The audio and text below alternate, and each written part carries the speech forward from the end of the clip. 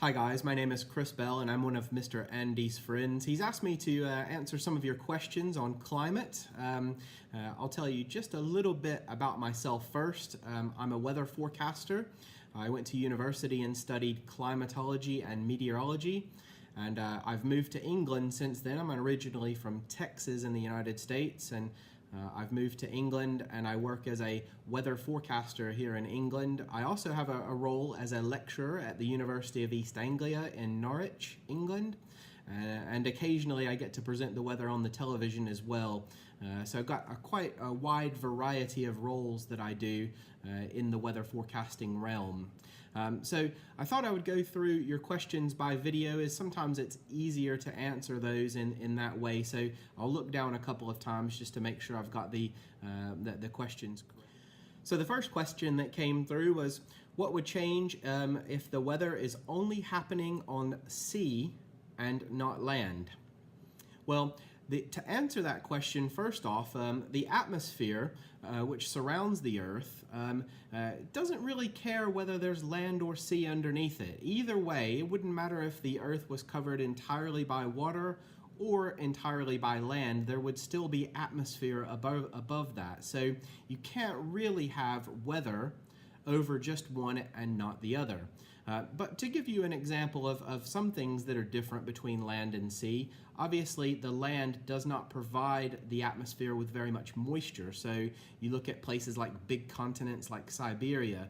Well, weather systems that come into Siberia and across Asia, they're going to need a moisture source, and oftentimes those are weather fronts that come in from a long way away, and so by the time they get into Siberia, there's not much moisture left.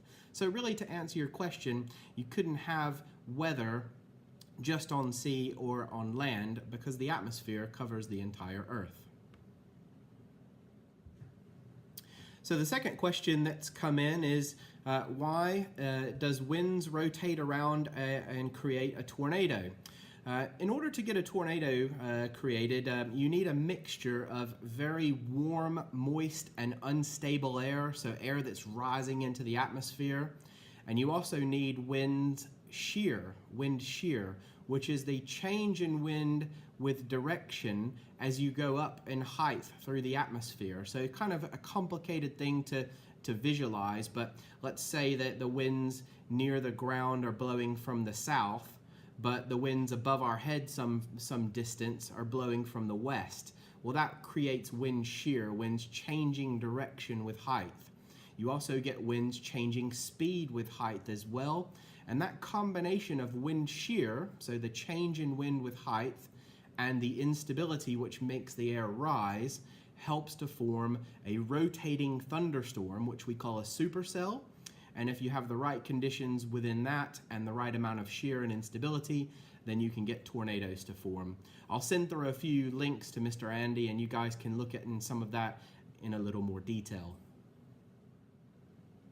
The next question is, what would change if one season is gone? Well, that's quite an interesting question, because the reason we get seasons on Earth has to do with the fact that Earth is tilted on its axis as it rotates around the sun.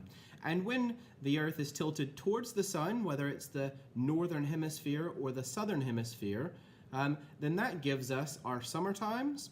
And when the Earth moves around to the other side of the sun and is tilted away from it, that gives us our winters. And so because the Earth goes round and round the sun, we're going to always have seasons in some parts of the Earth. And we will see a warm season and a cold season, and the transitional seasons, which we call spring and autumn. And if you live, for example, though, on the equator or somewhere between about 15 or 20 degrees north in latitude and 15 or 20 degrees south in latitude, what you get is a more direct sun angle all year round, and actually you have less seasons than people who live a little bit further away from the equator and closer to the poles. And if you live at the poles, then obviously if you lived right at the North Pole or the South Pole, then during summer the sun never sets, and during winter the sun stays below the horizon for many days, in fact almost over a month in some cases. The next question that's come in is one that's been the topic of some recent movies that have come out, and that is, what if we knew how to control the weather?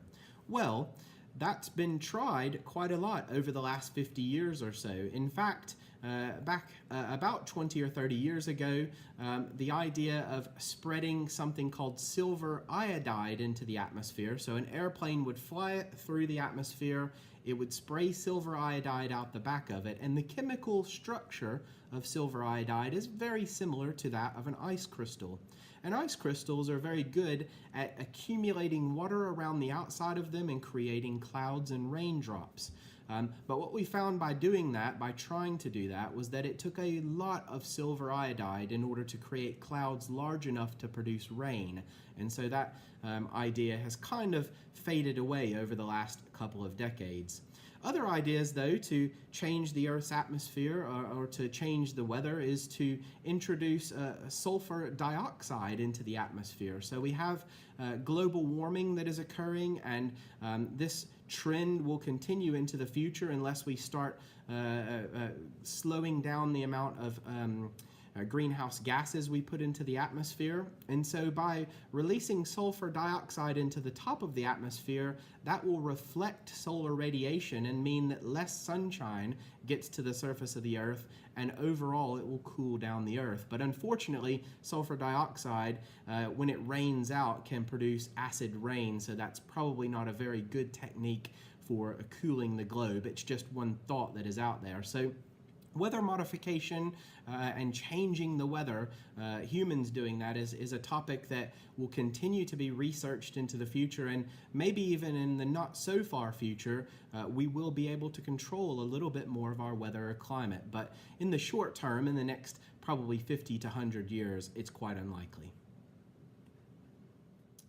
I hope you guys have enjoyed the answers to these questions. If you have any more, I'm happy to keep answering them. And if you want any further information on any of the topics that I've given, let Mr. Andy know, and I can find some links and send them over for you.